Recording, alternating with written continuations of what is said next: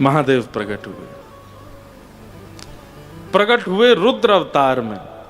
अब इसके दो अर्थ बताते हैं, या तो बड़े रुद्र बन के आए, या फिर ऐसे कहते हैं कि थोड़े रोने लगे, क्योंकि महादेव भजन में थे, उनको बुला दिया, विक्षेप डाल दिया। तो माँ रुद्र मत रो, तो नाम ही पड़ गया रुद्र। क्यों बुलाया आपने मुझको, क्या बात है पिताजी? ब्रह्मा जी बोले सृष्टि करवाओ हमारे साथ। और शंकर जी बोले हमारे बस की बात तो है नहीं, बस में तो सब कुछ है, पर जिसका मन ही भजन में लगा हो वो कोई और काम कैसे कर सकता है? फिर भी ब्रह्मा जी बोले नहीं, जाओ सृष्टि करो। पिता की आज्ञा नहीं मानेंगे तो फिर कुपात्र बालक माने जाएंगे। तो ठीक है, लाइए करते हैं। क्या करना है डायग्राम बता दिया, ऐसे ऐसे मानव बनाने जाओ। शंकर जी ने देखा, मैं अपने मन से बता रहा हूं, डायग्राम देखा, यार ओल्ड फैशन सा लग रहा है, चलो हम अपने आप बनाएंगे। और कैसे बनाए? कौमुखहीन, किसी का सिर ही नहीं बनाया, बस हाथ और धड़ बना दिया, पैर बना दिए और उसको बना करके छोड़ दिया। उसके गर्भ से ही आवाज आ रही है, मैं भूखा हूं। शंकर जी बोले कितना बढ़िया लग रहा है, बेमतलब का 2.5 किलो का सिर रख दिया था ऊपर, अब बढ़िया लग रहा है। कौमुखहीन, सिर ही नहीं बनाया। और विपुल मुख काहू, किसी के खूब सारे सिर बना दिए। बोले ये बढ़िया लग रहा है, देख कितने सारे, एक, अब देखो एक ही मुंह से बोलना पड़ता है, सारे गा मा पा धा नी सा। अब बढ़िया है, अपने एक एक स्वर एक एक मुख से बोलेगा अलग अलग। जैसे हारमोनियम पे बजाते हैं ना, ऐसे ही महादेव ने उसके सिर पर जो जो उंगली धरे वही वही स्वर निकले। ऐसे बनाने लगे, वो तो आनंद कर रहे थे। महादेव बड़े आनंद में, बड़े प्रसन्न हो रहे थे अपनी रचना बना करके। पिताजी ने डायग्राम में क्या लिखा था, क्या पाते हैं? बोले रोटी सब्जी दाल चावल। पेड़ उखाड़ के सीधे खा जाएं, नदी को ही पी जाएं, पत्थरों को ही चबा लें।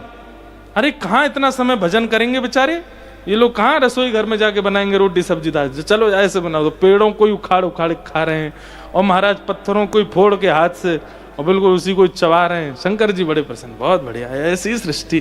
पिताजी भी गौरव करेंगे मैंने क्या बनाया।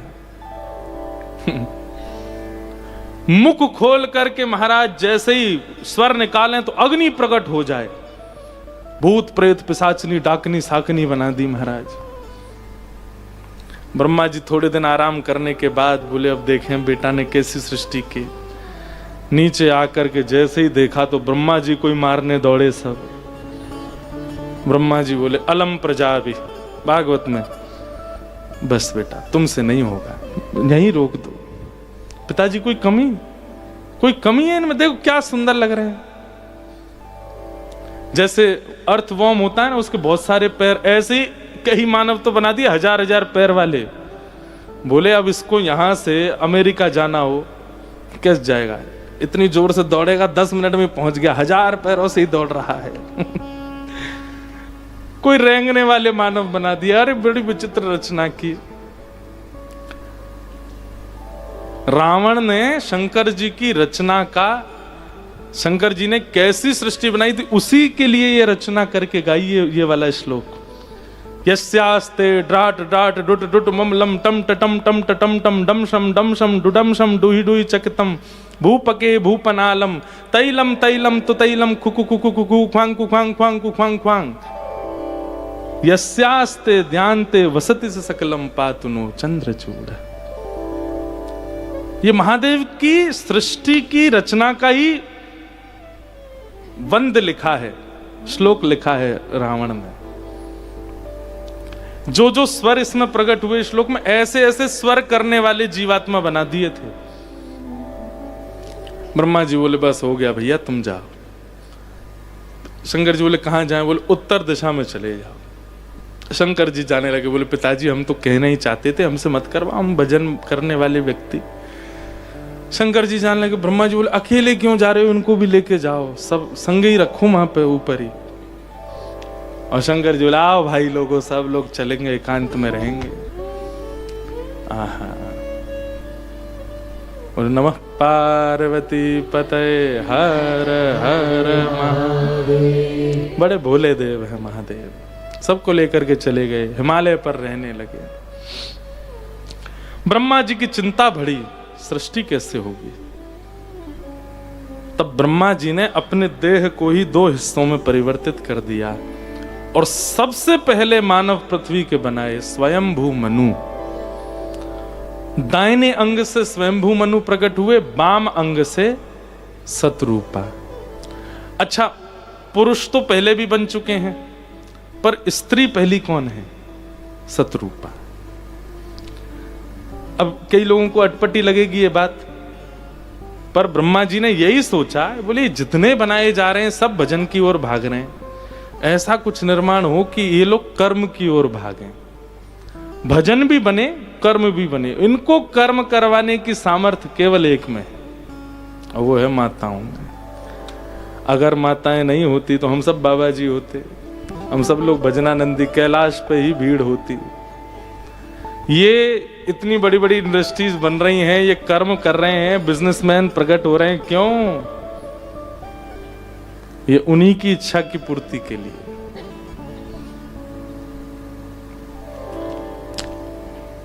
बोले इन पुरुषों को वश में करने के लिए कुछ बनाना पड़े। तब प्रथम नारी की रचना स्वयंभू मनु और सतरूपा।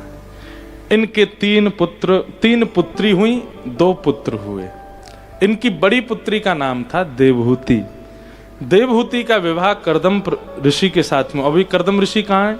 ये ब्रह्मा जी की छाया से प्रकट हुए थे। कर्दम ऋषि के साथ देवहूति का विवाह हुआ।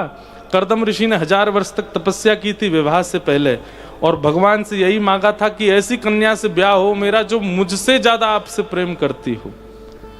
ठाकुर जी बोले बड़ा विचित्र वरदान मांगा तुमने। मतलब विवाह भी मांग लिया, और विवाह में भी जो जीवन साथी मांगा वो कैसा मांगा? बोले आपका ही भक्त हो। बोले भाई ये हमको अच्छा लगा, तुम्हारा जो ये भाव है। कर्दम ऋषि ने भगवान ने प्रसन्न होकर कहा ठीक है, स्वयंभू मनु की पुत्री देवहूति के साथ आपका ब्याह होगा। और सुनिए, जब भक्त पिता भक्त माता आप दोनों के यहाँ जब बालकों का जन्म होगा तो उन्हीं में पुत्र रूप धारण करके मैं स्वयं आऊंगा, आप दोनों का पुत्र बन के आऊंगा। और स्वयंभू मनु देवहूति और कर्दम ऋषि के यहाँ भगवान कपिल रूप धारण करके आए। बोलो कपिल भगवान की जय। कपिल भगवान ने सांख्य शास्त्र का निरूपण किया। देवहूति माता के अनेक प्रश्नों के उत्तर भगवान कपिल ने यहाँ प्रदान किए। सबको हम प्रणाम मात्र करते हैं। आगे भागवत में फिर अब हम केवल क्रम कर दें, क्योंकि समय भाग रहा है और अभी ठाकुर जी का जन्मोत्सव होना है।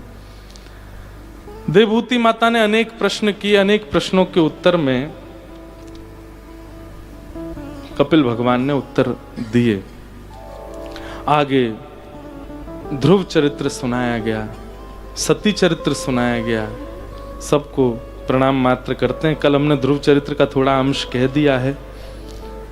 तत्पश्चात ध्रुव जी के वंश में इनके बेटा अंग के बेटा बैन के यहाँ भगवान पृथु, और पृथु महाराज ने, ये भी भगवान के अवतार हैं, पृथु अवतार। पृथु महाराज ने 100 अश्वमेध यज्ञ किए, परंतु 100वां अश्वमेध यज्ञ पूर्ण नहीं होने दे रहे थे इंद्र। कहीं यज्ञ पूर्ण हो गया तो कहीं इंद्र की पदवी ना मांग लें। इनको क्रोध आया इंद्र के ऊपर। इंद्र को नष्ट करने के लिए जैसे ही क्रोधित हुए, भगवान इंद्र के सहित प्रकट हो गए। अब देखो, बहुत अच्छी समझने जानने योग्य बात है।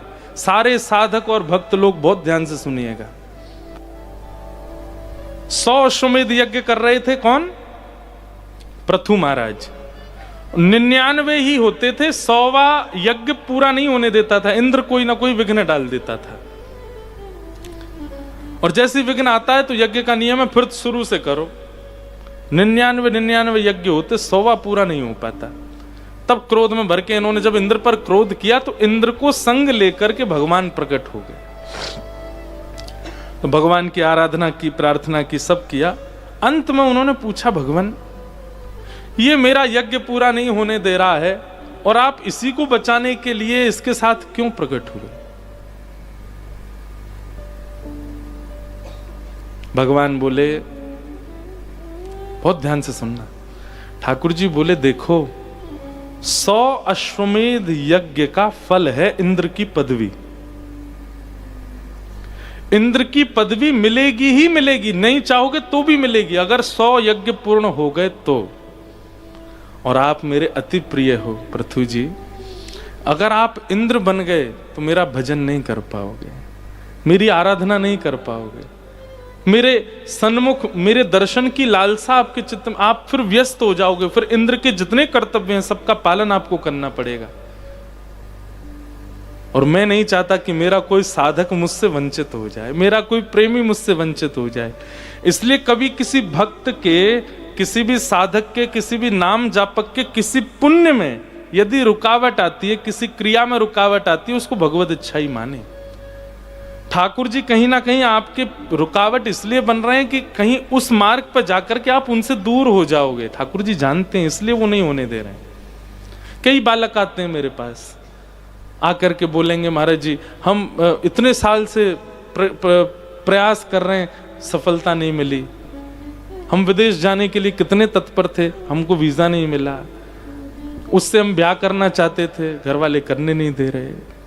सब में यही विचार करो कि वो अथक प्रयास करने पर भी आपको प्राप्त नहीं हो रहा है जो भी वस्तु है, इसका मतलब ठाकुर जी जानते हैं कि उसकी प्राप्ति में आप ठाकुर जी से दूर हो जाओगे, इसलिए वो प्राप्त नहीं हो रही है। इसलिए प्रयास करने पर मिल जाए तो भगवत इच्छा, नहीं मिले तो भी भगवत इच्छा मान करके उसको छोड़ देना चाहिए। समझ में आई बात?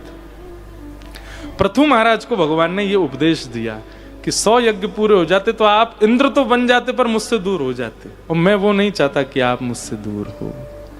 इसलिए आपका ये 100वां यज्ञ में विघ्न इंद्र तो माध्यम था, मैं ही करवा रहा था, ताकि पूर्ण ना हो, मेरे ही रहो, मुझसे दूर ना जाओ। तब पृथु महाराज ने भगवान से कहा अब मुझे अब वरदान दे दीजिए। बोले क्या? ऐसा वरदान किसी ने नहीं मांगा। क्या कह रहे हैं कि प्रभु मेरे अंग में जितने भी रोए हैं, इन समस्त रोओं में सुनने की शक्ति प्रकट कर दो। आपकी कथा सुनने के लिए 2 कान कम है नाथ, मैं अपने रोम रोम से आपके सुंदर कथा श्रवण किया करूं, ऐसी मुझ पर कृपा कर दो। तब से बंधुओं हम सबके रों जो है ना, इनमें श्रवण शक्ति होती है। जब कभी भी कोई कुछ ऐसा कह देता है या ऐसा कुछ सुना देता है, आपके ये रोए अपने आप खड़े हो जाते हैं। उस समय यही मानना चाहिए कि ये सुन रहे थे। और ये श्रवण शक्ति का वरदान पृथु महाराज ने मांगा। रोम रोम होऊं मैं तो श्रवणमयी रे, कृष्ण नाम जबते श्रवण सुनो रियाली, भूली री भवन में तो बावरी भई रे। इस प्रकार पृथु जी का चरित्र सुनाया गया। आज ये पृथु चरित्र भी हमने सालों बाद कहा है, थोड़ा सा ही कहा लेकिन बहुत साल बाद। पृथु महाराज का सुंदर चरित्र कहा गया। तत्पश्चात ऋषभदेव भगवान की कथा सुनाई गई, जिनके 100 पुत्र हैं। बड़े पुत्र का नाम भरत। यही भरत एक समय आने पर गृह त्याग करके वन में चले गए। कितनी बड़ी विडंबना की बात है, पत्नी को छोड़ दिया, राज्य को छोड़ दिया, बच्चों को छोड़ दिया, किसके लिए? भगवान के भजन के लिए। और वन में जाकर के एक हिरण के बालक में मोहित हो गए। ये भजन कर रहे थे और एक हिरणी, गर्व सगर्वा हिरणी जल पी रही थी। शेर की धाड़ सुन के वो कूद पड़ी नदी में। ये उसको बचाने को गए तो वो तो बह गई, उसके गर्भ ने तभी जन्म दिया बालक को, और वो ऋषभदेव जी ने बचा लिया, भरत जी ने। 3 भरत हुए हमारे यहाँ। एक तो ऋषभदेव के पुत्र भरत, एक शकुंतलानंदन भरत, और तीसरे राम जी के भैया भरत। 3 भरत हैं हमारे पृथ्वी पर, इसीलिए इस देश को भारत कहा गया। भरत ने जिसको बनाया, भरतों ने जिसकी रक्षा की, भरतों ने जिसको पन पाया, इसलिए नाम पड़ा भारत। तो ये वही भरत है, ऋषभदेव जी के पुत्र भरत। अब उस बालक की रक्षा सुरक्षा सेवा में इतने व्यस्त हो गए कि उसी में ही आसक्त हो गए, भजन छूट गया। आसक्ति कितनी खतरनाक है, केवल पत्नी में नहीं होती है, बच्चों में नहीं होती है, जानवरों में भी हो जाती है। और आजकल हो रही है, कई लोगों को बहुत ज्यादा हो जाती है। उसका परिणाम भरत जी महाराज के प्राण निकल गए एक समय आने पर, और अगले जन्म में भरत जी भी हिरणी बन के आए। तो जिन जिन की आसक्ति है, आप सब अपना अगला जन्म जानते हैं। पूछने की आवश्यकता नहीं है। देखो, प्रेम सबसे होना चाहिए, आसक्ति नहीं। आसक्ति नहीं होनी चाहिए। आसक्ति तो मानवों में भी नहीं होनी चाहिए, हम जानवर की क्या बात कहें। तो भरत जी फिर हिरण बन के आए। उनको लेकिन याद था कि मेरे से अपराध हो गया, एक हिरण के बालक में इतना आसक्त हो गया कि मैं हिरण बन गया। तब उन्होंने फिर से अपने प्राण त्यागे और फिर तीसरा जन्म फिर ब्राह्मण कुल में हुआ। अब की बार संयोगवश फिर से उनका नामकरण भरत ही रखा गया। लेकिन बचपन से ही उनको पता था कि इस बार मुझे संसार में आसक्त नहीं होना है। जड़ की तरह व्यवहार करने लगे। सब लोग सीधे हाथ से क्रिया करते, वो उल्टे हाथ से करते। सब लोग रात में सोते, वो रात में जगते। दिन में नहाना होता, वो दिन में सोते। बिल्कुल विपरीत अवस्था में जानबूझ करके ऐसा व्यवहार करते कि मैं किसी के लायक नहीं लगूं, बिल्कुल नालायक लगता हूं सबको, ऐसा बन जाऊं। घर परिवार के लोग उनकी स्थिति समझ गए, बोले भाई ये तो इसका एक जो है खराब है, ये किसी काम का नहीं है। उनके पिता ने एक और ब्याह कर लिया था, सौतेली माँ आ गई घर में, उनके बच्चे भी हुए तो और ज्यादा दुर्व्यवहार करने लगे। भरत जी को इतना अच्छा लगता था, बहुत अच्छा है, इतना दुर्व्यवहार करो कि मुझे किसी से प्रेम ही नहीं हो। जला कूचा भोजन कराते भरत जी को, भाई लोग बहन लोग बिल्कुल प्रेम नहीं करते भरत जी को, अपने उतरे हुए कपड़े पहना देते। भरत जी कहते बहुत बढ़िया, हे भगवान बस यही कृपा बनाए रखना, मुझे किसी से प्रेम ना हो, मुझे बस आपसे ही प्रेम रहे। घर परिवार में किसी के प्रति आसक्ति नहीं। पिताजी की मृत्यु हो गई, भरत जी के एक आंसू नहीं निकला आंख से। क्यों? आसक्ति थी नहीं। उस दिन भी हंस रहे थे तो भाई लोग बोले कितना दुष्ट है, देख पिता चले गए हंस रहा है। अब तो पिताजी भी चले गए। घर के सब लोगों ने विचार किया, बोले ये हमारे किसी काम का नहीं, इसको निकाल दो घर से। भरत जी से कह दिया, बोले सुनिए अब आप अपना रास्ता नापिए। भरत जी बोले मैं तो प्रतीक्षा कर रहा था आप कब बोलो, क्योंकि मैं अगर खुद चला जाता तो उसमें भी मेरी निज इच्छा मानी जाती और वो भी बंधन का कारण बनता है। मैं अपनी इच्छा से कुछ करूंगा ही नहीं। आप एक बार कह देंगे कि चले जाओ, बस तुरंत चला जाओ। आपने कह दिया अब मैं जा रहा हूं, घर छोड़ के। इतना ऐसा जीवन जिया। जड़ भरत जी का चरित्र आपने सुन लिया, आपके अश्रु भी निकलेंगे और प्रसन्नता भी होगी। ऐसा चरित्र है जड़ भरत जी का।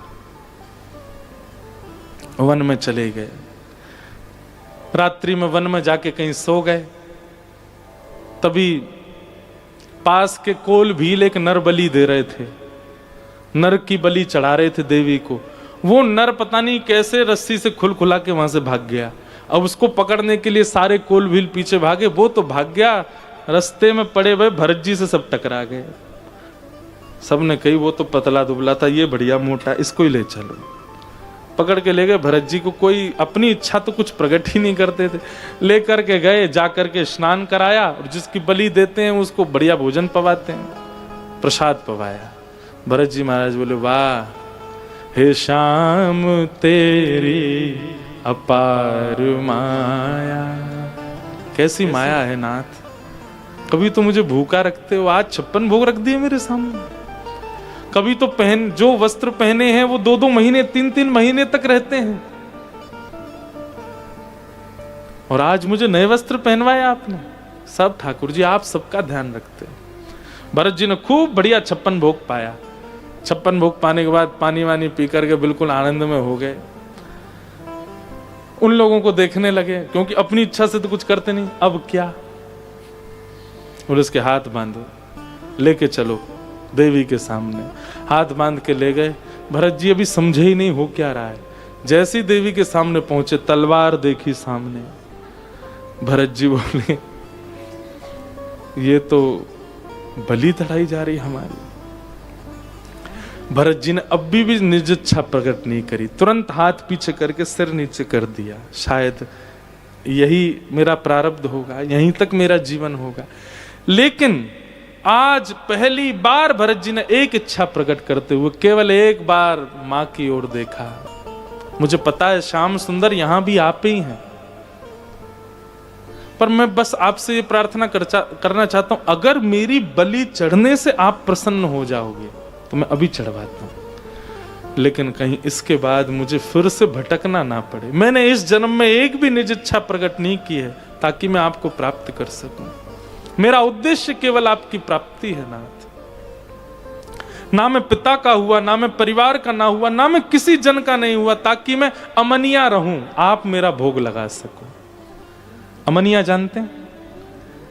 किसी भी वस्तु को बना करके किसी को उसको ढक दिया जाए, पहला भोग ठाकुर जी, उसको अमनिया कहते हैं। ठाकुर जी के सन्मुख पधराने के बाद वो भोग हो जाता है, प्रसाद हो जाता है। हम सब लोग अमनिया नहीं है, ठाकुर जी अमनिया ही पाते हैं। हम सब लोग उच्छिष्ट हैं। हमने अपनी वाणी किसी को दे दी, अपना यौवन किसी को दे दिया, अपना तन किसी को दे दिया, अपना मन किसी को दे दिया। मन तो जाने कितनों को दे रखा है। हम अमनिया हैं, कैसे भोग लगाएं ठाकुर जी हमारा? पर जड़ भरत जी वो कहते हैं मैं अमनिया हूं, अभी तक किसी को मैंने अपना कोई भी भाव किसी को नहीं दिया है, इस पर अधिकार आपका है। पर अगर बलि से ही आप प्राप्त होंगे तो मैं स्वीकार करें। उनके इस करुण पुकार को सामने खड़ी देवी सहन ना कर पाई। सहसोच्चाट देवी भद्रकाली मूर्ति भेदन होकर के साक्षात भद्रकाली प्रकट हो गई और उसी तलवार से सबका सर धड़ से अलग कर दिया। जड़ भरत जी जीवित रह गए। थोड़ी देर बाद जड़ भरत जी बोले रक्त तो निकल रहा है लेकिन मेरा तो नहीं है ये। हाथ ऐसे करके देखा, अभी तक मृत्यु नहीं हुई। ऊपर उठ करके देखा तो साक्षात देवी खड़ी हैं। आहा लाला, अच्छा तो बाकी सबन की बलि चाहिए ही, पर खाओ पियो तो मैं हतो। कोई बात ना लाला, फिर कहीं मिल जाइयो मोह। प्रणाम करके तुरंत भाग गए वहां से। एक नदी के तट पर जाकर के जड़ भरत जी बैठ गए। कौन सी नदी? सिंधु सौवीर देश, जिसको आज आप पाकिस्तान बोलते हैं। सिंधु नदी के तट पर, इसका पुराना नाम सौवीर देश है। सिंधु सौवीर देश में सिंधु नदी के तट पर जाकर के कुछ नहीं, बस चुपचाप बैठे थे। कोई इच्छा तो है नहीं उनकी। वहीं सिंधु सौवीर देश का एक राजा था जिसका नाम था रहुगण। क्या नाम था? रहुगण। वो रहुगण नित्य कपिल मुनि के आश्रम प्रवचन सुनने जाया करते थे। सुनने तो जाते थे प्रवचन, पर उसका 1% भी प्रभाव उनके जीवन पर नहीं था। भाई प्रवचन सुनने कैसे जाना चाहिए? दीन बन के जाना चाहिए, सहज बन के। वो क्या करते थे? पालकी में बैठ के जाते, ढोल नगाड़े बजाते, भाई पूरी दुनिया को पता चले मैं वैष्णव हूं। ये भी एक अपराध है। डंडोरा पीटते हुए जाते थे। आज जैसे ही तैयार होकर के आए सत्संग में जाने के लिए, तो सैनिकों ने कहा महाराज आज एक दुविधा है। बोले क्या? आपका एक कहार बीमार पड़ गया, पालकी उठाने वाला, अब कैसे जाएंगे? बोले मैं रहुगण राजा हूं, ये पूरी दुनिया मेरी सेना है, किसी को भी पकड़ लाओ। अरे राजा की सेवा सबको करनी पड़ेगी। तुम ये बात कह भी क्यों रहे हो मुझसे आकर के कि हमारे पास कोई सेना नहीं है? जाइए किसी को भी उठा लाइए, और मना करे तो उसको जान से मार दीजिएगा। मेरी सेवा के लिए कौन मना करेगा? सैनिक जैसे निकले, उनको भरत जी मिल गए। सिंधु नदी के तट पर बैठे हैं चुपचाप। तुरंत उठा, ए चलो राजा की पालकी उठानी है। चल दिए साथ में। जा करके उनको पालकी के नीचे लगा दिया। जाइए पालकी उठाओ, राजा को आज सत्संग सुनने के लिए जाना है।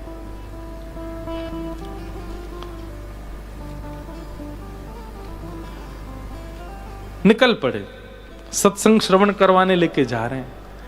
अब भरत जी का एक नियम था, दृष्टिपूतम निषेध पादम। बहुत ध्यान से सुनिएगा।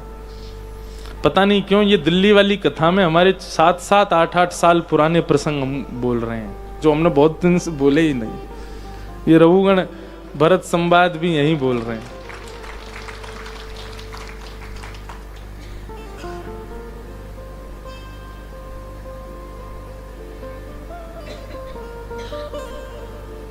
उनका नियम था दृष्टिपूतम निषेध पादम, देख करके चलते थे। एक चींटी भी अगर आ रही होती थी सामने तो उसका भी वध मुझसे ना बन जाए, कहीं यही मेरी भगवत प्राप्ति में बाधा हो जाएगा। मैं 3 जन्म गवा चुका हूं, इसको नहीं गवाऊंगा, इस चिंता में रहते थे हमेशा। अब पालकी लेके चल रहे थे, धीरे धीरे देख के चलते। अब तीनों की गति तो तेज, ये धीमे हो जाते। तो भीतर बैठे राजा का कभी सिर लगता, कभी कुछ होता। तो राजा भीतर से चिल्ला था, ए ढंग से चलो। तो तीनों कहते हम तो ठीक चल रहे हैं, ये चौथा नया आया यही गड़बड़ कर रहा है। तो भीतर से राजा व्यंग करता, हाँ क्यों ना, अरे भाई पूरा भार तुम लोगों ने उसी पे जो छोड़ रखा है, ऐसे व्यंग कर रहा था। रघुगण जी सब सुनते जा रहे थे, भरत जी सब सुनते जा रहे थे। इतने में आगे कुछ चींटियों का झुंड आ गया। चींटियों का झुंड आते ही महाराज भरत जी ने एक छलांग मारी। जैसे ही छलांग मारी तो पाल की जोर की खिंची, तीनों के हाथ से गिर गई। नीचे जैसी गिरी राजा का सिर फट गया।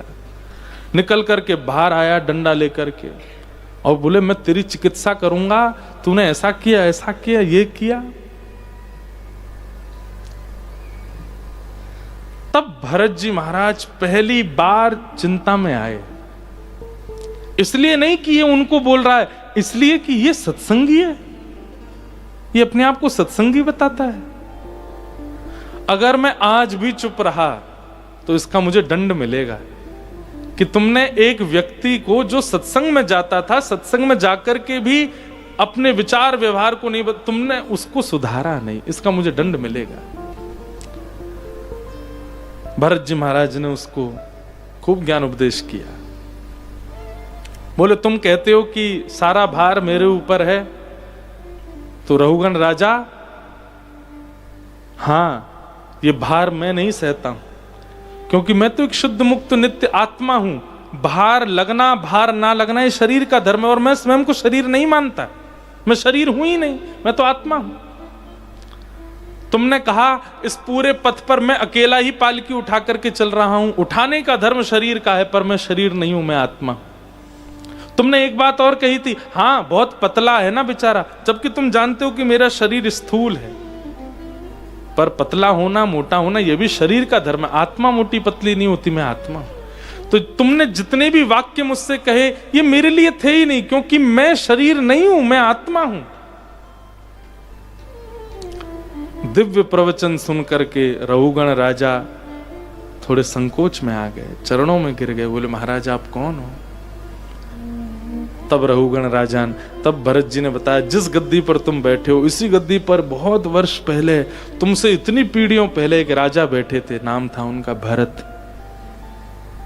बोले हाँ वही भरत, उन्हीं का मैं तीसरा जन्म हूं, मेरा नाम जड़ भरत है। अपने उद्धार के लिए मैं 3 जन्म गवा चुका हूं, और इस जन्म में पूरे जन्म मैंने ये नहीं किया ये नहीं, सब बताया। बोले आज केवल इसलिए बोला हूं क्योंकि तुम सत्संगी बताते हो स्वयं को, और तुम्हारे विचारधारा तुम्हारा व्यवहार सत्संगियों का सा नहीं है। तुम अभी भी देहाभिमानी हो, तुम अभी तक आत्माभिमानी नहीं बने। तब भरत जी का उनका संवाद हुआ। रघुगण ने अंत में पूछा, बोले महाराज ये आप जैसा जीवन बना चुके हैं अपना, ये मैं कैसे बनाऊं? तब अंतिम उपदेश करते हुए कहते हैं कि रघुगणई तत्तपसा नयाति न चेज्जया निर्वपणाद विद्या न छंदसा नैव जलाग्नि सूर्यो बिना महत्पाद रजोभिषेकम। ना यज्ञ से ना उपासना से, ना व्रत से, ना वेद अध्ययन से, ना सूर्य को जल देने से ये स्थिति तुम नहीं पा पाओगे। बोले कैसे पाओगे? बोले बिना महत पाद रजोभिषेकम, भगवत जनों की जब तक चरण रज को अपने सिर पर धारण नहीं करोगे, भगवत जनों की चरण रज से अपने चित्त को सुंदर नहीं बनाओगे। श्री गुरु चरण सरोज रज निज मन मुकुर सुधार, बस इसी चौपाई का ये श्लोक यहां लिखा है। श्री गुरु चरण सरोज रज निज मन मुकुर सुधार, गुरुजनों के चरणों में प्रणाम करो और उनकी निकली हुई वाणी को जीवन में उतारना प्रारंभ करो। तुम भले ही वेद अध्ययन मत करो, सूर्य अर्घ मत दो, ये मत करो, वो मत करो, तुम्हारा कल्याण संभव है। इसलिए थोड़ा झुकना सीखो, तभी तुम्हारा उद्धार होगा रोगण। और ऐसा कहकर के श्री भरत जी महाराज वहां से प्रस्थान कर गए और कुछ ही दिनों में भरत जी को भगवत दर्शन हो गया और भगवत प्राप्ति हो गई।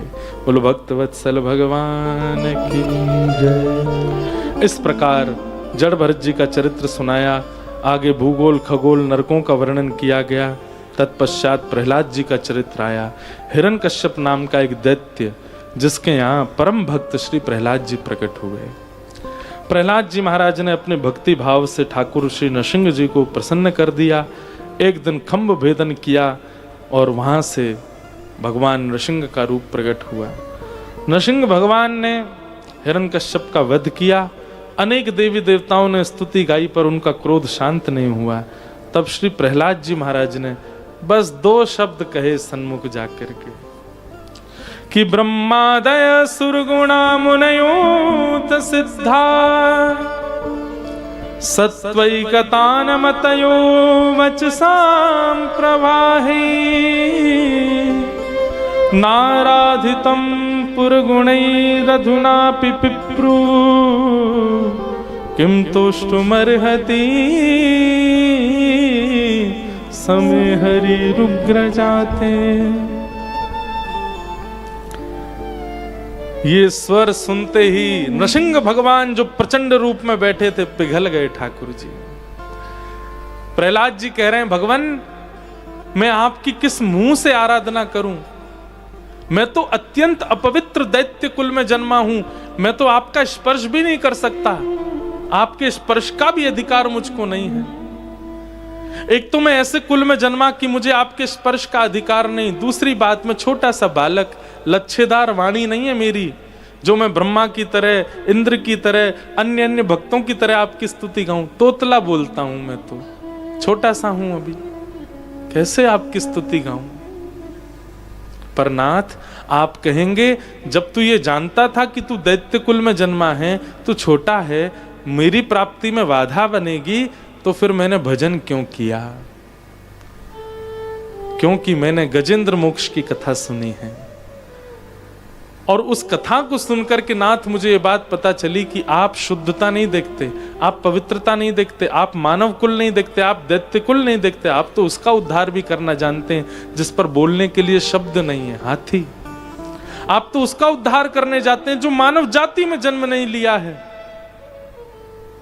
उससे मुझे ये बात स्पष्ट हुई कि आपकी प्राप्ति के लिए श्रेष्ठ कुल और श्रेष्ठ वाणी, श्रेष्ठ सुंदरता, श्रेष्ठ ज्ञान होना आवश्यक नहीं है, बस आपका होना आवश्यक है। वो व्यक्ति आपका हो जाए, फिर सारी बेड़ियां तोड़ करके आप उससे मिलने के आते हो। केवल इस विश्वास से मैंने आपको भेजा है।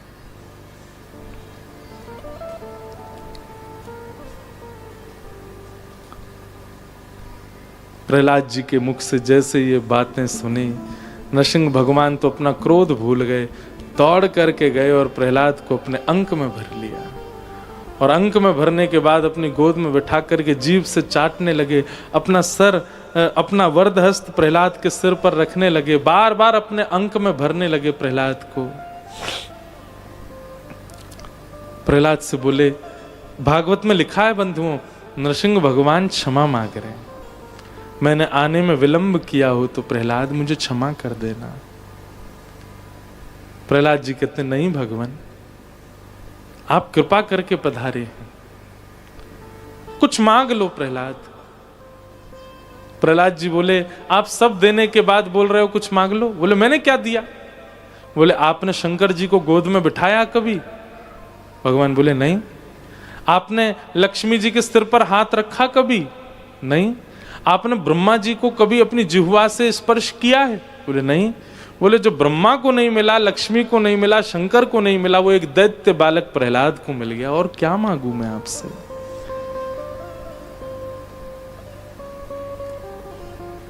ज्यों ज्यों प्रहलाद से चर्चा ठाकुर जी कर रहे हैं, त्यों त्यों प्रहलाद के उत्तर भगवान को और आनंदित कर रहे हैं। भगवान बोले, प्रहलाद एक बात मुझे बताओ। प्रहलाद जी बोले, जी भगवान। बोले, मेरे रूप से सब डर रहे हैं, देखो खंभों के पीछे छुपे हुए सारी देवी देवता। लक्ष्मी जी तो 3 पटक लग गई उनको, मेरे को देखते ही भाग गई यहां से। वो कह रही है मेरा पति नहीं हो सकता, मेरा पति तो अति कोमल स्वरूप वाला है। इतना भयावह मैं बनकर के आया हूं, सब मुझसे डर रहे हैं, पर तुम बिल्कुल नहीं डर रहे हो, क्यों? तुमको मेरे रूप से डर क्यों नहीं लग रहा है? प्रहलाद का जो उत्तर था, नृसिंह भगवान के नेत्र सजल कर दिए। प्रहलाद जी कहते हैं, भगवान मैं जब से आपका भजन कर रहा हूं, तब से मेरी एक ही इच्छा थी कि जब आप प्रकट होगे तब मैं आपको नख से लेकर के सिख तक देखूंगा, आपके चरणों से लेकर के आपके शीश तक आपके एक एक अंग का दर्शन करूंगा, और एक एक अंग को भर भर के देखूंगा। ऐसा नहीं कि केवल एक बार में देख लिया। जब तक मेरा चरणों से मन नहीं भरेगा तब तक घुटने नहीं देखूंगा, और जब घुटने देखूंगा उनसे मन भर जाएगा तब आपका कटी देखूंगा, कटी के बाद वक्ष देखूंगा, अंत में मुख देखूंगा। पर नाथ, आप जब से आए हैं ना, मेरी दृष्टि आपके चरणों में ही है। मैं अभी चरणों को देख कर के मेरा मन भरा नहीं है, मैं ऊपर देख ही नहीं पाया हूं। सच बताऊं तो मैंने अभी तक आपका रूप देखा नहीं, मैं तो केवल चरण देख रहा हूं। प्रहलाद जी से अत्यंत आह्लादित हो गए नृसिंह भगवान, हृदय से लगा लिया। बंधुओं, आपकी शुद्ध भावना जब होती है तो आप बनावटी नहीं बोलते हो, आप सहज बोलते हो, और जो सहज होता है ना, वही ठाकुर जी को प्रिय होता है। प्रहलाद की वाणी में बनावट नहीं है, वो सहज है।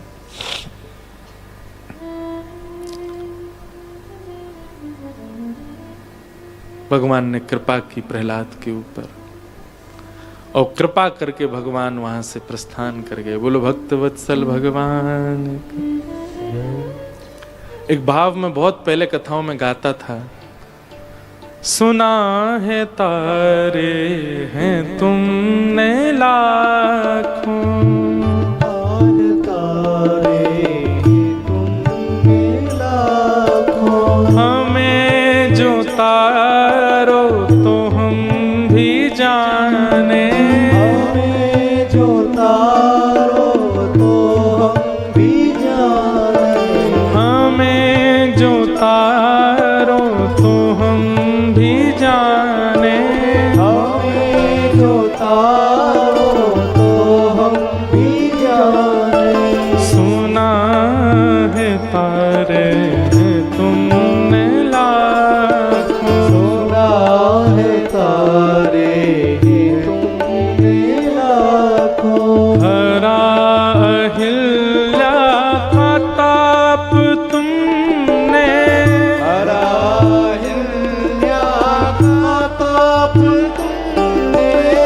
मिटाया शबरी का ताप तुमने, मिटाया शबरी का ताप तुमने, हरा अहिल्या का शाप तुमने, हरा अहिल्या का शाप तुमने, मिटाया शबरी का ताप तुमने, मिटाया शबरी का ताप तुमने, हमारे भी पाप ताप भगवन, हमारे भी पाप ताप भगवन, अगर मिटाओ तो हम भी जाने, अगर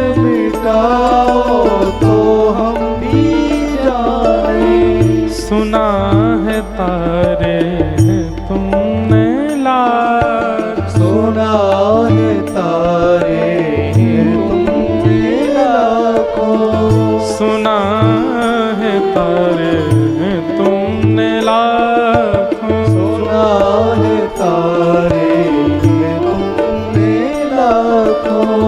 फंसी भंवर में हमारी नैया, फंसी भंवर में हमारी नैया।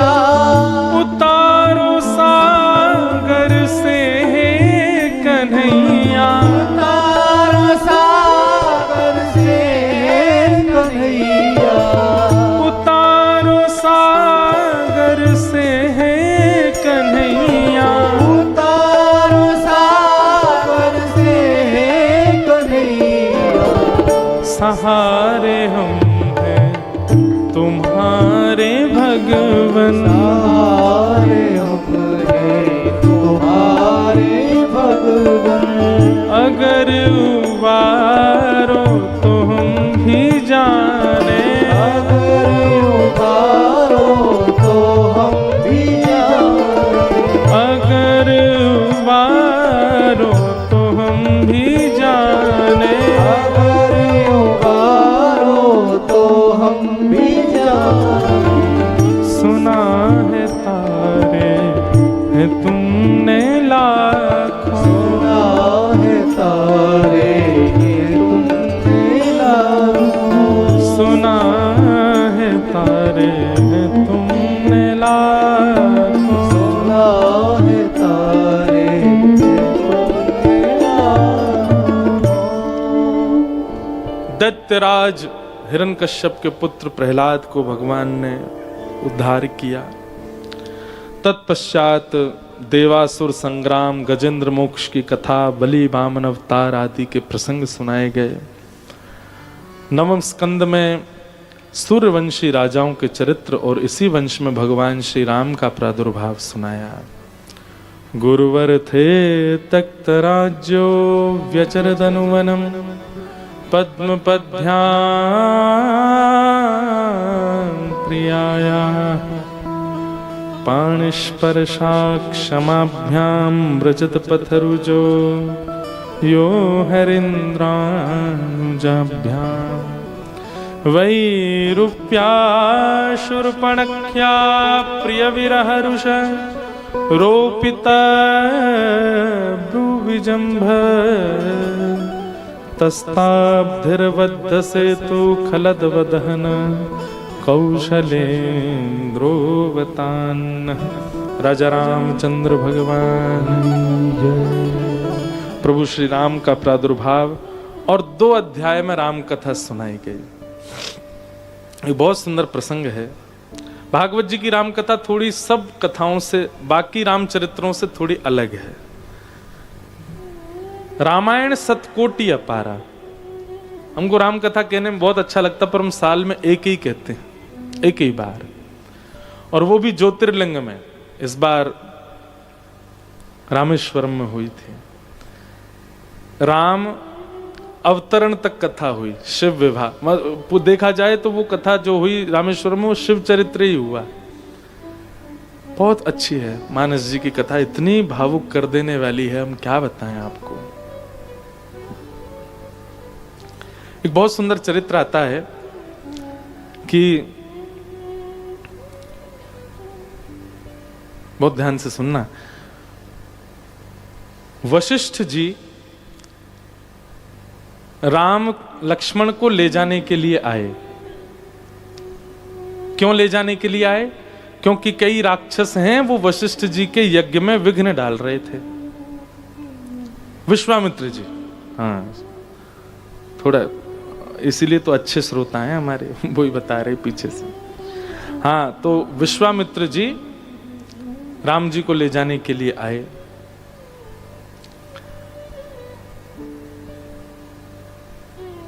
तो राम जी को ले जाने के लिए जब आए तो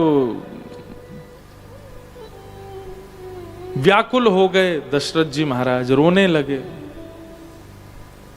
हमारे जगत गुरु श्री रामभद्राचार्य जी महाराज एक भाव सुनाते थे। 2 बार भागवत कथा हुई हमारे यहाँ पूज्य श्री रामभद्राचार्य जी महाराज की। राघव को मैं न दूंगा, राघव को मैं न दूंगा। मुनिनाथ चलते चलते, मुनिनाथ चलते चलते, मैं राघव को नहीं दे सकता, कहीं मेरे प्राण निकल ना जाएं यह दान करते करते, मेरे प्राण चले जाएंगे भगवान, मैं राम जी को नहीं दे सकता। उसी प्रसंग में एक बहुत सुंदर भाव है, संभवतः भागवत जी में ही वो भाव वर्णित है कि माताएं सब लेकर के गईं और भीतर जाकर के दशरथ जी को समझाती हैं कि एक काम कीजिए ना, अब द्वार पर ऋषि आए हैं, कुछ मांग रहे हैं, तो देने से मना नहीं करना चाहिए, नहीं तो राज्य का अनित होता है। दशरथ जी बोले तुम क्या कह रही हो, कुछ मांगे दान वो दे दूंगा मैं, वो तो मेरे प्राण मांग रहे हैं, वो कैसे दे सकता हूं मैं। तब सबने योजना बना करके कहा देखो हमारे 4 बालक हैं और चारों बालकों में 2-2 एक जैसे ही हैं, जैसे राम जी और भरत एक जैसे ही लगते हैं, कोई अंतर पहचान नहीं सकता दोनों में। ऐसे ही लक्ष्मण और शत्रुघ्न एक जैसे लगते हैं, इन दोनों में भी कोई अंतर नहीं पहचान सकता। अब ये विश्वामित्र जी आए, इन्होंने थोड़ी देखे हैं बालक कौन से, बस इनको ये पता है श्याम वर्ण के जो हैं वो राम जी हैं और गौर वर्ण के जो हैं वो लक्ष्मण जी हैं। एक काम करो, अब राम में इतने ही प्राण आपके बस रहे हैं तो राम और लक्ष्मण को तो यहीं रख लो, भरत और शत्रुघ्न को भेज दो। दशरथ जी बोले प्रिय तो मुझको वो भी हैं, पर हाँ ये है कि उनको भेजने में मैं 2-4 रात ही रहूंगा, पर राम चले गए तो प्राण ही चले जाएंगे मेरे। बोले ये काम बढ़िया बता दिया तुमने, भरत और शत्रुघ्न को दे देते हैं। भरत शत्रुघ्न को लेकर के गए और ले जा करके, लीजिए महाराज आपने कहा था आप अपने पुत्रों को मेरी रक्षा के लिए, लीजिए मेरे पुत्र जाएंगे आपके साथ। विश्वामित्र जी बोले गए तो थे ये रोते रोते, आए हंसते हंसते, अभी तो इनके प्राण निकल रहे थे दान करने में, अब तो ये मेरी गोद में ला के बैठा दिए दोनों बालक। विश्वामित्र जी बोले हो सकता है माताओं ने समझाया होगा, कोई बात नहीं चलो। दोनों बालकों को लेकर के विश्वामित्र जी जाने लगे। दोनों को पहले ही समझा दिया था, भरत जी से कह दिया था जब जब कहें राम तो तुमको कहना हाँ जी, और जब कहें लक्ष्मण तो शत्रुघ्न तुमको कहना हाँ जी, जी पिताजी। अब से तुम्हारे नाम बदल गए, राम तुम हो, तुम लक्ष्मण हो। दोनों चले गए,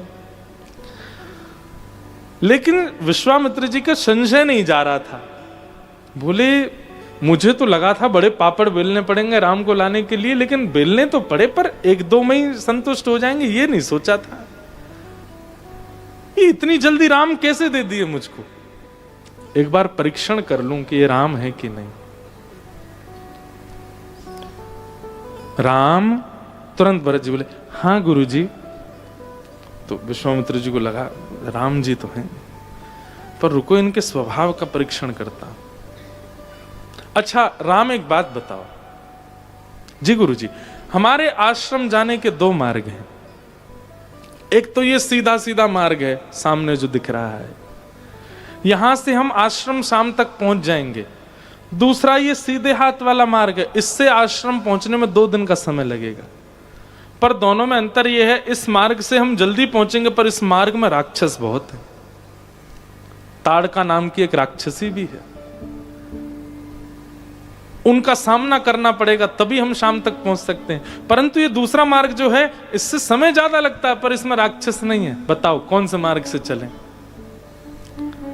भरत जी महाराज, गुरु जी राक्षसों में भी तो प्राण होते हैं, उनको क्यों मारना, उनको क्यों पीड़ा देनी गुरु जी, उनको खड़े रहने दीजिए। वो भी बेचारे किसी की माँ हैं, किसी के पुत्र हैं, किसी के सगे संबंधी, उनको मार देंगे तो उनका परिवार कितनी पीड़ा में आ जाएगा गुरु जी, उनको क्यों मारना है, अपन लोग 2 दिन और निकाल लेंगे, इधर से चलते हैं ना। विश्वामित्र जी बोले भरत जी गुरु जी चलो वापस। ले करके तुरंत आए और कहा ए महाराज दशरथी क्या किया तुमने। बोले क्या हो गया गुरु जी, हमको राम जी की जगह भरत पकड़ा दिया तुमने। सब लोग इकट्ठे हो गए, लेकिन वशिष्ठ जी बोले एक बात बताइए, पूरी अयोध्या, क्या मैं तो गुरु हूं, मैं नहीं पहचान पाता राम भरत में अंतर, आप कैसे पहचान गए। तो बताया, बोले देखिए इनसे हमने 2 मार्ग पूछे, एक से हम जल्दी पहुंच रहे थे, एक से 2 दिन ज्यादा लग रहे थे। हमने कहा जल्दी वाले मार्ग में राक्षस होंगे, बताओ भरत किस मार्ग से चलें, 2 दिन वाले से कि जल्दी वाले से? पर राक्षसों को मार, ये बोले राक्षसों को क्यों मारना? इतना संत हृदय तो भरत ही हो सकता है। और बोले देखिए अब राम जी को लाइए, हम उनसे पूछेंगे। राम जी आए, बोले बेटा 2 मार्ग हैं, एक सीधा मार्ग है शाम को पहुंच जाएंगे, एक दूसरा मार्ग है 2 दिन का समय लगेगा उससे, पर सीधे मार्ग से राक्षस पड़ेंगे, बताओ किस मार्ग से जाएं? राम जी ने तुरंत अपना धनुष पकड़ा, बाण ले। गुरु जी आप तो पीछे चलिएगा, जो आएंगे सामने राक्षस सबका वध करेंगे हम, आप बिल्कुल निश्चिंत रहिए, आप बिल्कुल इसी मार्ग से चलिए, शाम तक पहुंचेंगे ताकि कल ही यज्ञ प्रारंभ हो जाए आपका। विश्वामित्र जी बोले ये है राम। और वो संत डोल रहा है बेचारा कोने में बैठ के, सबका मंगल हो, सबका भला हो जाए, कोई राक्षस मरे ना, ये भरत है। तो हमारे आचार्यों ने राम जी से ज्यादा प्रिय हृदय वाला भरत जी को बताया, भरत जी से ज्यादा प्रिय हृदय वाला लक्ष्मण जी को बताया, और लक्ष्मण जी से सबसे ज्यादा तो जो छुपा हुआ पात्र है शत्रुघ्न। आपने उनके कुछ चरित्र सुन लिया ना, आप आनंद में आ जाओगे, ऐसे चरित्र हैं शत्रुघ्न जी के। ऐसे ये चारों, राम जी की भक्ति उत्तम, राम जी की भक्ति उत्तम, भरत जी की भक्ति विशेष, लक्ष्मण जी की भक्ति विशेषतर, और शत्रुघ्न जी की भक्ति विशेषतम, विशेषतर विशेषतम। ऐसी भक्ति के प्रकार हैं। ऐसे प्रभु श्री राम को हम बारंबार प्रणाम करते हैं। और अब चंद्रवंश के राजाओं का चरित्र सुनाते हुए श्री कृष्ण अवतार सुनाया गया। 2 श्लोकों में संपूर्ण कृष्ण कथा सुना करके परीक्षित के हृदय को परख रहे हैं श्री सुखदेव जी महाराज। 2 श्लोकों में ही सुना दिया, गोकुल में जन्म लिया, वृंदावन में लीलाएं की, मथुरा में आके कंस को मार दिया, द्वारिका जाके ब्याह किए, महाभारत युद्ध आदि आदि आदि कथाएं सुना दी। सारा प्रसंग 2 श्लोकों में सुना करके शांत हो गए, बोले यही है कृष्ण लीला और कुछ नहीं है। परीक्षित जी चरणों में गिर पड़े, बोले महाराज कम से कम जिनका चरित्र सुनने के लिए मैं 7 दिन से बैठा हूं, 4 दिन से बैठा हूं, उनका विस्तार से मुझे चरित्र सुनाइए। बोले कुछ खा पी लो, थोड़ा आराम कर लो, फिर सुना देंगे। बोले आराम? संसार के विषय भोगते भोगते आराम करना चाहिए, संसार के विषयों से अवकाश लेना चाहिए, कथा से अवकाश क्यों लेना है?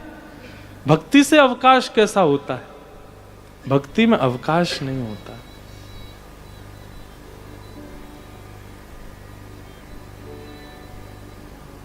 छुट्टी नहीं होती भक्ति में, क्योंकि भक्ति प्रेम है, प्रेम में कभी छुट्टी होती है?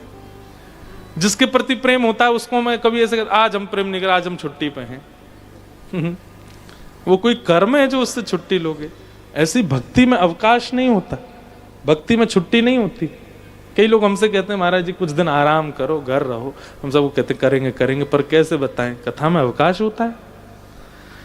कथा से अवकाश अपने आप ठाकुर जी दिला दें वो अच्छा। चलो कोई कथा स्थगित हो गई या किसी कथा के बीच में कुछ समय मिला, आपको अवकाश मिला, हमारे लिए वो उचित है, पर हम अपने आप योजना बना करके अवकाश लें, दुर्भाग्य है हमारा कि हमको कथा से अवकाश लेना पड़े। नहीं। परीक्षित जी महाराज बोले भगवान मुझे अवकाश नहीं चाहिए, आपसे मैं प्रार्थना करना चाहता हूं, आप तो केवल मुझे लीला सुनाइए, मुझे भूख प्यास नहीं लगती, सबकी पूर्ति कृष्ण लीला से हो रही है, मेरा भोजन भजन शयन निद्रा सब पूर्ण हो रहा है। बंधुओं ये बात सत्य है। ठाकुर जी की भक्ति में, ठाकुर जी के भजन में इतना बल तो है कि आपकी क्षुधा निवृत्त हो जाएगी, भूख नहीं लगेगी, प्यास नहीं लगेगी। और ये केवल ठाकुर जी की भक्ति नहीं, सामान्य संसारी व्यवहार में भी ऐसा होता है। जिसको ज्यादा ही प्रेम चढ़ जाता है ना किसी के प्रति, वो भूख भूख सब भूल जाता है अपनी, भोजन नहीं करता, सोता नहीं है, कुछ पीता नहीं है, कुछ खाता नहीं, बुरा बावड़ा सा बना डोलता रहता है इधर उधर। देखा आपने ऐसा व्यक्ति? एलियन की तरह। बाकी लोग तो बाल बाल संवारते हैं, पर जिसको बहुत ज्यादा ही प्यार चढ़ जाता है चित्त में, कैसे ही डोलता है। लेकिन उस संसारी प्रेमी को देख करके उस पर दया आती है, और जब उसको वह वस्तु मिल जाती है तो मिलने के बाद जिसके लिए इतना बावड़ा बना डोला था, उसी से ही कष्ट होने लगता है उसको। फिर जब लड़ाई झगड़े होते हैं तो उन्हीं बातों को याद, तेरी वजह से 3 दिन भोजन नहीं किया था मैंने, पानी नहीं पीता था मैं, रात रात भर ऐसे ही रहता था, नहाया नहीं 10-10 दिन तक, और तू ऐसा करती है मेरे साथ। गलत व्यक्ति चुन लिया, उसी व्यक्ति से फिर शिकायतें शुरू हो जाती हैं। पर ठाकुर जी के प्रति जो प्रेम है ना, उसमें प्रेमी भोजन छोड़ेगा, निद्रा छोड़ेगा, शयन छोड़ेगा, लेकिन सब छोड़ने के बाद भी वो आकर्षक ही लगेगा। क्षमा कीजिएगा, हम आप सब लोग जो व्यंजन खाते हैं, हमारे वृंदावन के साधु नहीं खाते। हम आप जो वस्तु धारण करते हैं, मुख पर लगाते हैं और महकते हुए चलते हैं, बालों में लगाते हैं, जाने क्या क्या करते हैं, वो नहीं करते। पर अपने आप को खड़ा कीजिए और एक वृंदावन के साधक को खड़ा कीजिए, फोटो खिंचाइएगा, वो ज्यादा सुंदर लगेगा। क्यों? क्योंकि वो प्रेम युक्त है, प्रेम उसका श्रृंगार करता है। स्थिति कहीं ना कहीं एक जैसी होती है संसार के प्रेमी की और भगवत प्रेमी की, पर भगवत प्रेमी और निखरता है। संसार का प्रेमी उतना ही उसका ग्लो हो, उसका चेहरा हो, और डल होता चला जाता है। संसार में किसी से प्रेम करने वाला व्यक्ति 15-20 दिन ना सोए तो उसके आंखें ऐसी काली काली होने लग जाती हैं यहाँ पे। और हमारे वृंदावन में जाके देखो, हमारे बरसाने के पूज्य श्री विनोद विहारी दास बाबा रात रात भर नहीं सोते, कितनी कितनी देर बैठ करके केवल अपने ठाकुर जी की सेवा करते हैं, ग्रंथ पढ़ते रहते हैं। सोने के नाम पर तो केवल छींटा मारते हैं सोने का। बाबा गए सोवे और आप सोते रह जाओगे, पता चली उठ के स्नान ध्यान करके फिर से सेवा में लगे। इतना कम सोते हैं। उनके मुख का, रूप का वो तेज देखो कैसा है। संसार का प्रेमी घटता है, पर भगवत प्रेमी संसारी वस्तुओं का त्याग करने के बाद भी पनपता रहता है, वो और ज्यादा श्रेष्ठ होता है। हमारा श्रृंगार माया करती है, उनका श्रृंगार भक्ति करती है। माया का श्रृंगार तो फिर पलस्तर है, पानी पड़ते ही सच्चाई सामने आ जाएगी।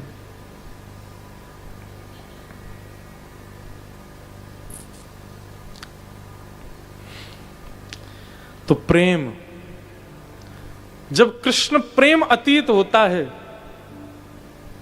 तो पंच इंद्रियां जो हैं हमारी, जिनको पंच भौतिक वस्तु चाहिए, रूप, रस, स्पर्श, गंध और शब्द, ये पांचों संसार युक्त आप नहीं लोगे।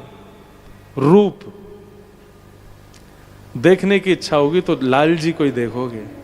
जब कोई सुंदरता देखने के लिए आंखें तड़पेंगी तो वृंदावन ही दौड़ोगे, बिहारी जी को देखूं, राधा वल्लभ जी को देखूं, मेरे राधा रमन लाल जी को देखूं, दामोदर जी को देखूं। अब मैं तो पता है आपको 22 दिसंबर से नहीं गया वृंदावन, तब से बाहर हूं। मुझे तो कितनी याद आती वृंदावन की। बीच में गया था एक दिन के लिए, उसमें भी कुछ ऐसा क्रम बना कि किसी अति प्रिय के भगवत धाम गमन के कारण शमशान जाके घर आके स्नान करके दूसरे दिन फिर निकलना पड़ा, कहीं नहीं जा पाए।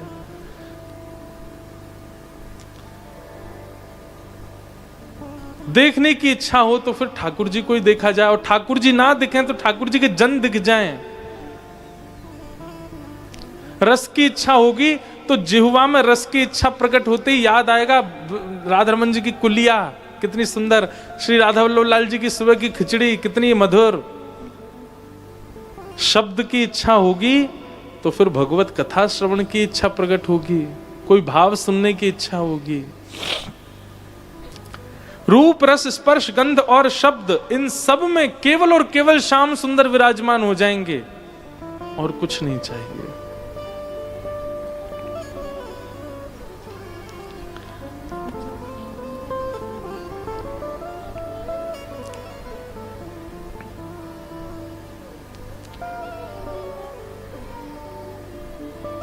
करा रहे हैं भैया, जन्म करा रहे हैं, तुम रो नहीं। देखो शांत हो गए, अब कर देंगे। हाँ, ये ठाकुर जी बालकों में जाके रो रहे, भाई मेरा जन्म करा, देख 7:30 बजा दिए तेने।